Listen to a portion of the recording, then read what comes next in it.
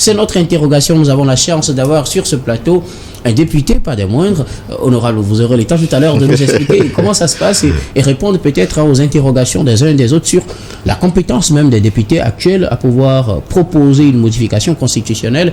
Lors de votre dernière session, celle du 5 mars, je suppose, la présidente de l'Assemblée a annoncé qu'il y avait une vingtaine de projets que vous devez étudier et tout, et parmi lesquels il y aura un projet de modification ou une proposition, vous nous expliquerez ou vous mettrez la différence tout à l'heure, de loi pouvant peut-être aboutir peut-être à une nouvelle constitution, on n'en sait pas trop, vous nous le direz aussi tout à l'heure.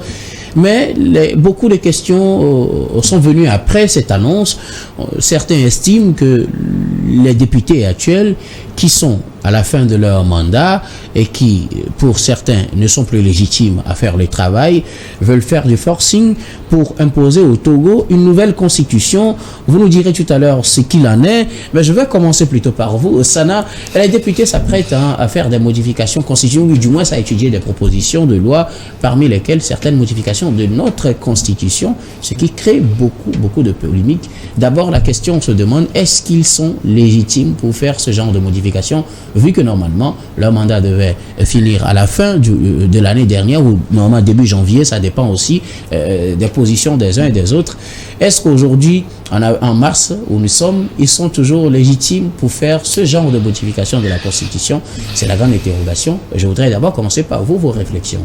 Oh, vous savez, l'Assemblée nationale fait partie des institutions de la République. Et lorsqu'on veut parler de ce sujet, il faut alors se référer au texte. J'espère bien à la Constitution elle-même.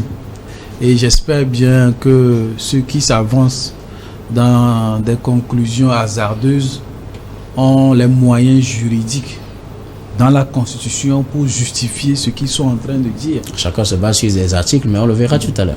Non, lorsqu'on dit que chacun se base sur les articles, il faudrait peut-être, fallait peut-être les inviter ici. Moi, je ne suis pas de ceux qui font de la vaine polémique.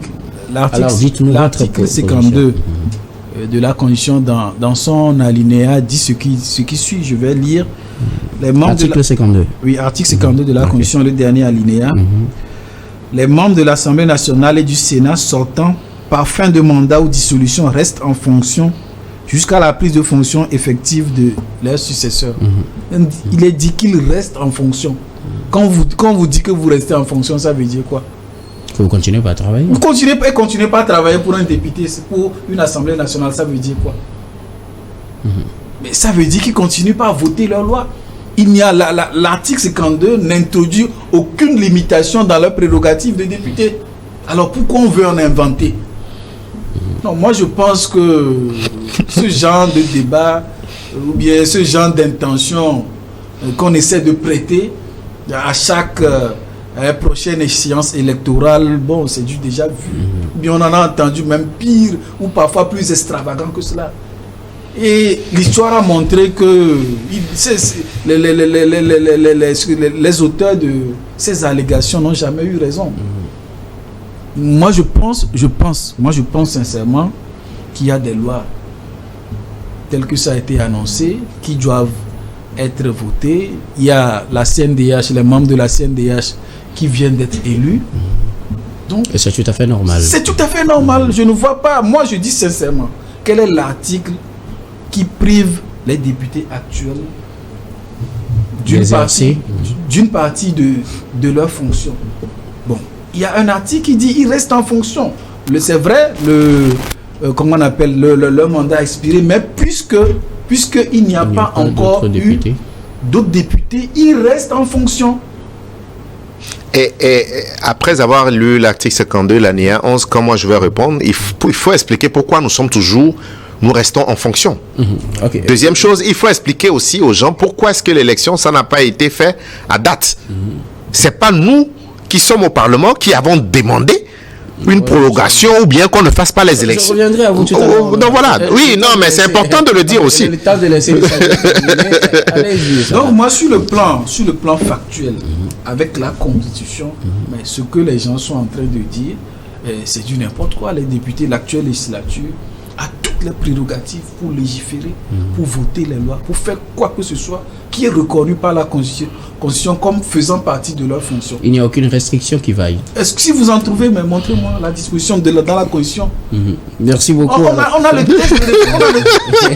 test de référence. Pourquoi on va se fier aux on-dit? On a le test de référence, il reste en fonction. En fonction, là, quelle limitation l'article introduit? Bon, ça aurait été plus élégant qu'on nous dise, bon, qu'il y a un autre article qui restreint ces fonctions-là. Mais moi, je n'en ai pas trouvé. Peut-être que je ne sais pas lire. Mais est-ce que ceux qui savent lire éclairent ma religion? Merci beaucoup. Alors, je viens à vous maintenant, honorable. Occasion pour vous de nous éclairer un peu sur ces questions qui taraudent souvent l'esprit des Togolais. Depuis fin d'année 2023, il y a ce débat qui revient. Les députés doivent-ils continuer? Doit-on aller à un dialogue pour avoir une assemblée constituante? Il y en a même qui ont proposé cela. Il y a des partis politiques qui l'ont proposé. Est-ce que, s'il vous plaît, alors, il y en a effectivement qui ont proposé cela. Il y en a qui ont dit non, on va les laisser continuer. Mais quand vous avez commencé encore par étudier des thèses, on dit non, vous ne pouvez pas étudier parce que vous n'êtes pas normalement dans le temps réglementaire qui vous est donné ou dans la Constitution, parce que la Constitution aussi a défini votre délai qui est déjà épuisé, mais vous êtes là. Bon, Sadio vient de nous lire un article qui vous autorise à rester en fonction jusqu'à l'installation d'autres députés. Que dites-vous face à tout cela? Vous êtes président de commission. Pour le moment, vous ne pourrez pas, à cause du secret, nous dire le contenu de certaines lois, puisque c'est vous le savez. Oui. Mais peut-être on va effleurer un peu, on aura une idée de ce que c'est. Mais pour le moment, êtes-vous légitime? Pensez-vous honnêtement, en tant que député et homme politique, parce que demain vous serez peut-être dans une autre position, pensez-vous qu'aujourd'hui vous êtes légitime pour faire ces modifications? Ok, merci. Vous nous donnez l'occasion de pouvoir éclairer la lanterne de nos concitoyens sur cette question, parce que dans cette question, il faut reconnaître qu'il y a beaucoup de mauvaise foi. Il y a beaucoup de mauvaise foi, et nous souhaiterons que s'il y a un débat, que ça soit article contre article. Il faut, ça peut pas être un débat en l'air. Voilà. D'accord. Donc, première remarque, il y aura peut-être 3 observations concernant cette question. Première remarque, est-ce que nous sommes légitimes? Oui, l'article 52, l'alinéa 11 est clair là-dessus. Nous restons en fonction jusqu'à la prise de fonction effective de la prochaine Assemblée nationale. Tant que la prochaine Assemblée nationale n'a pas encore pris fonction, nous pouvons légiférer. Vous pourrez légiférer? Nous pourrons légiférer, surtout. Surtout. Ça peut être une loi organique, ça peut être une loi, ça peut être une proposition de loi. Une proposition de loi vient du Parlement, ça peut être un projet de loi, ça vient du gouvernement. Nous pouvons légiférer. Et n'oubliez pas qu'il y a beaucoup qui vont à ces élections en modifiant un peu la loi électorale qui passe à 113. Mais ils acceptent aller aux élections pour avoir 113 députés. On est d'accord? Donc ça veut dire que ce que nous avons fait, ils reconnaissent. Voilà. Logiquement. Première chose. Deuxième observation, c'est pas les députés qui sont en place qui ont décidé de rester en place. Nous, on n'a aucun problème. Et moi, je l'ai dit sur tous les plateaux télé, j'aurais bien voulu aller aux élections avant fin décembre. J'ai dit ça. Normalement, c'est 30 jours avant la fin de notre mandat. Ouais. Donc, j'aurais bien voulu aller aux élections. Si on n'est pas parti aux élections, il faut dire qu'il y a des facteurs qui n'ont pas permis de faire les élections à date. Il faut dire qu'au lieu, par exemple, d'une révision électorale, nous avons fait un nouveau fichier électoral pour contenter tout le monde, puisque certains demandaient un nouveau fichier électoral en bonne et due forme. Deuxième chose, il fallait auditer le fichier. Il y a eu un audit interne, mais il y a eu un audit externe. Et ce n'est pas nous qui avons fait cet audit. Il y a eu des institutions qui sont venues auditer et le rapport nous a été transmis en novembre. Donc, si vous avez ce rapport en novembre qui vous dit que le fichier est bon, vous disposez de combien de temps en fonction des opérations électorales pour aller à une élection? Donc, on ne pouvait pas faire logiquement les élections avant fin décembre. Voilà. Donc, ça, c'est tout à fait logique.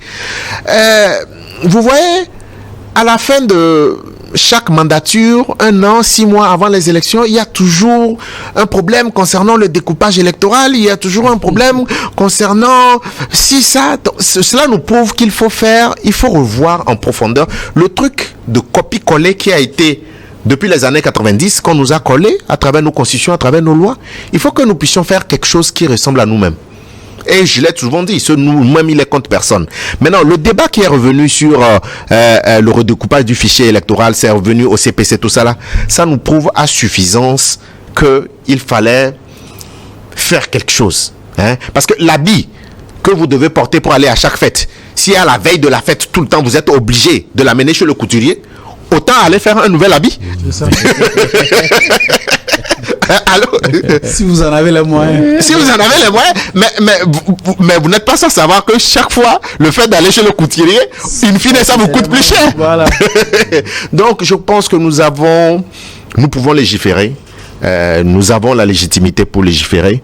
Et je crois que les lois qui sont en train de passer à l'Assemblée nationale, c'est pour le bien-être de la population. Maintenant, est-ce que nous avons fini notre mandat? Non. Tant que la nouvelle Assemblée nationale ne prend pas fonction, nous restons en fonction. Donc, le débat est clair là-dessus. Pour vous, c'est tout à fait normal que vous restiez en fonction, que vous étudiez toutes les lois possibles. Toutes les lois possibles. Actuellement, on a annoncé 21 dossiers que vous allez étudier, sauf qu'on ne pourra pas avoir trop de détails. Mais certains estiment que cela va relancer un grand débat politique sur les mandats présidentiels, et sur tout ce qui vient après, et qu'on va remettre le compteur à zéro, et que le pouvoir va continuer par reprendre. Que dites-vous, même si vous n'allez pas au fond, puisque vous ne pouvez pas y aller, que pouvez-vous dire pour que ceux qui nous suivent soient clairement situés sur cette affaire? Non, sur la question de la Constitution, il faut dire qu'il y a un certain nombre de députés. Moi-même, je suis pour qu'on change ce système partisan. Je l'ai toujours dit. Il sera lâche de ne pas l'assumer. Et moi, j'assume mes positions. Il serait lâche. Nous avons hérité des constitutions depuis les années 90, après le discours de la Baule et des indépendances, d'un copie-coller qui ne nous ressemble pas véritablement ou qui ne nous met pas à l'abri des coups d'État, où il y a tout le temps une tension politique. Il faut réfléchir à un système qui nous convient. Je ne vais pas rentrer dans le secret des délibérations puisque c'est à l'étude et la commission de loi est en train de faire son travail. Après, quand ça passera en plénière, si jamais ça arrive jusqu'à la case plénière, nous viendrons pour vous dire quelles sont les innovations contenues dans ce document. Et une constitution, une réforme constitutionnelle, ce n'est pas en un mois. Donc les réflexions ont commencé depuis 4 ans. Depuis 4 ans, moi, je fais mes réflexions pour ceux qui me suivent. J'ai sorti des livres. J'ai sorti un livre il y a 2 ans et demi. J'ai sorti un autre cette année. Et dans certains livres, je parle de ce système qu'on nous a imposé, qui va au niveau des constitutions, qui va au niveau de la monnaie, qui va à un certain nombre de pesanteurs, qui ne nous permettent pas de nous développer. Et nous pouvons nous développer en étant nous-mêmes, puisque nous avons d'éminents juristes maintenant dans nos pays, où nous pouvons réfléchir sur nos constitutions. Et nos collègues au niveau du Parlement, vraiment dans l'inclusion, ils ont le choix de faire des apports de manière constructive pour que nous puissions avoir une constitution qui nous ressemble. Une constitution qui nous ressemble, une constitution qui tient compte de nos réalités, mais avec une certaine ouverture sur l'extérieur. Donc nous assumons cette position. Donc je crois que nous pouvons, c'est une proposition, ça va suivre le cours des choses pour que nous puissions avoir une constitution qui représente une certaine transformation de la société et qui donne véritablement force à la jeunesse. Alors, Sana, la crainte aujourd'hui, c'est que quelle que soit la loi qu'on va voter, si ça touche à certains aspects, on sera obligé de tomber dans une nouvelle république et on va revoir le même discours. Faut-il le comptabiliser pour un compteur à zéro ou faut-il comptabiliser le mandat? On sait tous le débat que cela va créer. Il y a de cela quelques années au Togo avec cette affaire de remise de compteur à zéro. Est-ce qu'il n'y a pas quand même de quoi s'inquiéter quand on apprend qu'il y aura des modifications de la Constitution? Non, en fait, moi, je trouve qu'il n'y a aucun élément alarmiste, puisque d'ailleurs, pour le moment, on n'en sait rien. Mais je pense que l'article 59 de la Constitution togolaise est assez clair. C'est assez clair. Donc, ces pseudo, je ne sais pas s'il faut les appeler juristes, qui veulent se prendre pour les sages de la Cour constitutionnelle, bon, moi je les laisse à leur sale besogne. En tout cas, quand le moment viendra, la Cour constitutionnelle tranchera ce débat-là, puisque c'est elle seule qui est appelée à dire le droit, à interpréter la Constitution. Alors, l'article 59, si vous permettez, quand on lecture pour nos téléspectateurs, il dit ceci: le président de la République est élu au suffrage universel, libre, direct, égal et secret pour un mandat de 5 ans renouvelable une seule fois. Cette disposition ne peut être modifiée que par voie référendaire. le président de la République reste en fonction jusqu'à la prise de fonction effective de son successeur élu. Ça, c'est le contenu de l'article. Voilà, donc, et vous irez plus loin dans les dispositions transitoires qui nous expliquent vraiment comment est prise en compte cette affaire de compteur ou pas compteur. Donc, on ne va pas polémiquer sur ce plateau. On ne va pas aller dans des aspects qui n'existent même pas d'ailleurs à la date d'aujourd'hui. Moi, je pense que c'est juste des tergiversations. Et c'est le même scénario, hein, à chaque élection. On essaie d'inventer des choses pour attirer de l'attention. Mais bon, est-ce que cela va payer quand il va s'agir, quand il va être question d'aller dans les urnes? On verra si cette stratégie... Mais en tout cas, cette stratégie n'a jamais payé d'ailleurs. Alors, bon, je tiens à faire remarquer que l'histoire des constitutions, ça ne date pas d'aujourd'hui. Hein. Depuis les années 90, ceux qui ont hérité des constitutions copie-collées, chacun a essayé de faire une constitution qui ressemble pas plus. Dernièrement, c'était au Bénin, c'était d'autres pays qui voulaient changer leur constitution en Tunisie. Il faut une constitution qui nous ressemble et qu'on mette le pays à l'abri des crises politiques, en réalité. C'est ça. Maintenant, je ne vois pas pourquoi tout le monde ne parle que de mandat de compteur à zéro. Ce n'est même pas de ça qu'il s'agit. Ce n'est pas de ça qu'il s'agit. Non, attendez. Quand vous prenez, par exemple, quand nous on allait à l'école, est-ce que, par exemple, la calculatrice était autorisée? Non. Le lycée, non. Mais maintenant, à l'école primaire, ils ont la calculatrice. Mais les devoirs qu'on donne, même si vous avez la calculatrice, vous ne pouvez pas réussir. Maintenant, on nous parle d'intelligence artificielle. C'est pour vous dire que tout a évolué. Donc, il faut qu'on adapte la Constitution par rapport à nos us, coutumes, par rapport à notre réalité, et qu'on puisse corriger les tares que nous avons vu dans la Constitution de 92. Même si elle a été révisée, tout le monde est d'accord qu'il y a quand même des insuffisances. Pourquoi maintenant cette histoire, moi, dans mes débats, j'ai toujours dit qu'il faut qu'on puisse se départir de ces systèmes partisans qui ne nous ressemblent pas, et qu'on ait un régime, je ne vais pas vous dire lequel, mais un régime nous pouvons tous discuter, qui s'adapte le mieux, où véritablement le Parlement est au cœur de la politique, où les décisions, où le contrôle est accentué. Maintenant, donc c'est de ça qu'il s'agit. Et toute initiative allant dans ce sens, nous allons le soutenir. Et c'est un travail de spécialistes, c'est un travail de benchmarking pour aller voir les meilleures pratiques de la sous-région. Qu'est-ce que les autres ont fait? Quel est l'avantage de ce système? Quel est l'inconvénient de ce système? Donc c'est un travail qui ne date pas de maintenant. Et le groupe qui a été mis en place, nous, qui soutenons le panafricanisme, de se départir de ce que les pesanteurs, les constitutions font partie des pesanteurs qui ne nous permettent pas de nous émanciper. C'est pour ça que nous faisons partie de ce groupe-là. Nous voulons qu'on revoie les choses, peu importe ce que ça va donner, mais ce que nous avons à l'idée, c'est quelque chose qui nous ressemble, quelque chose de novateur, quelque chose qui nous met à l'abri des coups d'État, et quelque chose qui oblige les gens à discuter. En fonction de votre majorité, qui vous oblige à discuter, à faire la politique ensemble. Ici, on ne discute pas. Oh, lui, il est mauvais. Ah, nous. Donc, si tu parles à celui-là, donc moi, je ne peux pas te parler. Non. Il faut qu'on sorte de tout ça là. Donc, c'est pour ça, ça fait depuis 4 ans que nous travaillons. Et puis, vous n'êtes pas sans savoir que moi, ce n'est pas ma première proposition. J'ai fait une proposition sur la loi sur le bail à usage d'habitation. J'ai fait après une proposition sur les PME. Et cette proposition n'a pas prospéré. Pourquoi? Parce que nous n'avons pas le quorum. Oui. Pour avoir le quorum, il faut la majorité. Ça. Donc peut-être qu'ils ont des idées, on a des idées. Et depuis 4 ans, on était de voir quelle est la meilleure mouture de la Constitution que nous pouvons avoir. Donc qu'on ne dise pas que c'est maintenant. Et cette proposition a été déposée le 28 décembre avant la fin de notre mandat. Maintenant, si c'est maintenant que c'est étudié, c'est un problème d'agenda. C'est ça. C'est un problème d'agenda du Parlement. Ce n'est pas nous qui avons déposé. En conclusion, il n'y a pas de question qu'on parle d'illégitimité de... Non. Je pense que ceux qui parlent de ça, c'est non seulement de la mauvaise foi, mais ils ont un autre agenda. Je n'en dirai pas plus, mais c'est de bonne guerre. Okay. Mais c'est de bonne guerre. Ça dit quelque chose. Non, c'est de bonne guerre. Ils n'ont que ça. Ils n'ont que ça à dire pour le moment. Ils n'ont que ça. Sur le terrain, on sait ce qu'ils veulent. On en saura plus pour le contenu quand peut-être la loi viendra en plénière. Vous savez que nous sommes des transformateurs. Vous savez. Non, je vais expliquer ce que c'est. Mais peut-être. On l'espère. Allez-y rapidement. Ce que nous voulons dire par là, nous voulons que le système établi change. Nous voulons donner la chance aux jeunes de faire la la politique. Les gens craignent les politiciens dans nos pays africains.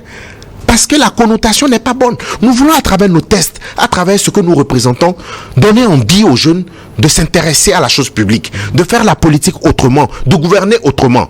Donc, à travers toutes nos prises d'initiative, c'est ce que nous visons. À travers toutes nos prises d'initiative, c'est ce que nous visons. Donc, pour conclure, bon, pas pour conclure, mais pour vous dire que notre intention, elle est bonne. C'est pour avoir des tests qui sont adaptés à notre réalité. Des tests dans lesquels, je ne vais pas vous citer des institutions, il y a de nouvelles institutions. Et quand vous voyez les attributions de ces institutions, quand vous comparez par rapport à certains pays européens, vous dites que quand même il y a eu des avancées majeures.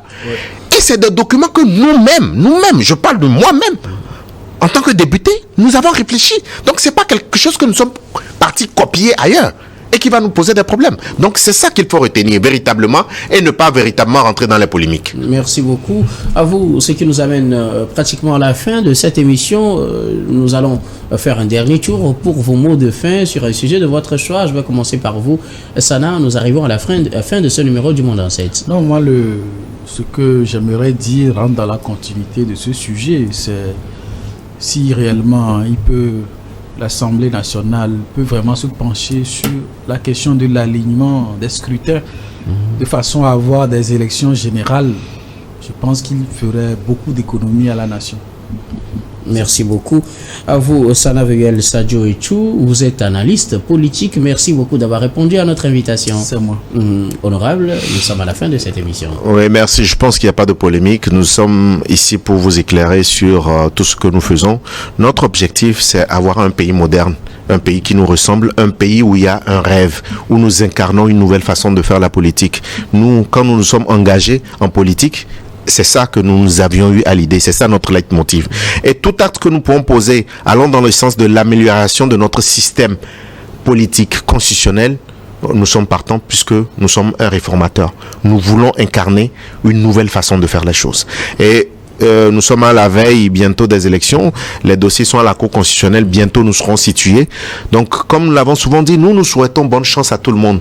Il faut que nous puissions avoir une nouvelle classe politique dynamique et que nous puissions incarner ceux qui font la politique autrement. Merci. Merci beaucoup à vous, honorable Innocent Kabara. Vous êtes député à l'Assemblée nationale, également président du Parti démocratique panafricain, PDP. Merci d'avoir répondu à notre invitation. C'est moi qui vous remercie. Nous disons merci également à toutes les équipes techniques et rédactionnelles qui nous ont aidés à préparer, à présenter cette émission. Merci beaucoup à Yves Magnon Adjo à la réalisation, à Rebecca Vessou et Stéphane à la caméra, à Gaston Fanou à la diffusion. Merci également à vous de nous avoir suivis. Samuel vous retrouve avec son équipe samedi prochain pour un autre numéro du Monde en 7.